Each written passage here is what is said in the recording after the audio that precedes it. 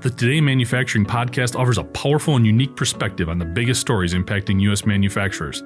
Anna Wells, David Manty, and Jeff Ranke apply their experience as editors of industry-leading brands Manufacturing.net and Industrial Equipment News in providing in-depth analysis of the latest headlines. Their insight, along with a mix of humor and human interest, makes Today in Manufacturing a go-to source. Keep pace with supply chain challenges, electric vehicle developments, labor struggles, robotics, and more by listening, downloading, and subscribing to the Today in Manufacturing podcast.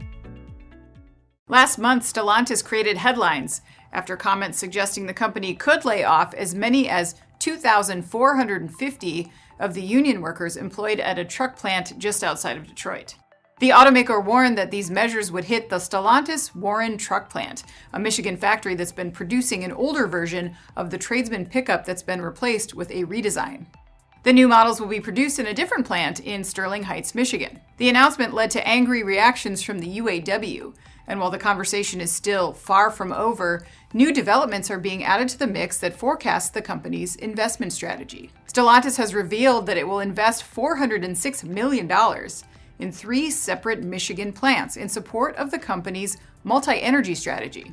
The majority of the money, more than $235 million, is earmarked for Sterling Heights, where Stellantis plans to house operations for the company's first U.S.-made full EV. Reports add that the Warren Truck Assembly Plant will net nearly $100 million for retooling, with plans to add an electrified Jeep Wagoneer.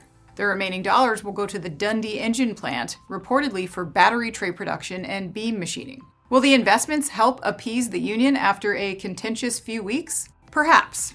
At the time the layoffs were suggested, UAW President Shawn Fain called on Stellantis to step up, saying, "It's time for Stellantis to invest in us." The AP called the automaker's move a step toward meeting some commitments that it agreed to after a 6-week strike led to ratified contracts last fall. According to the contract, which runs through 2028, the company pledged to invest $1.4 billion overall at Sterling Heights. I'm Anna Wells, and this is Manufacturing Now.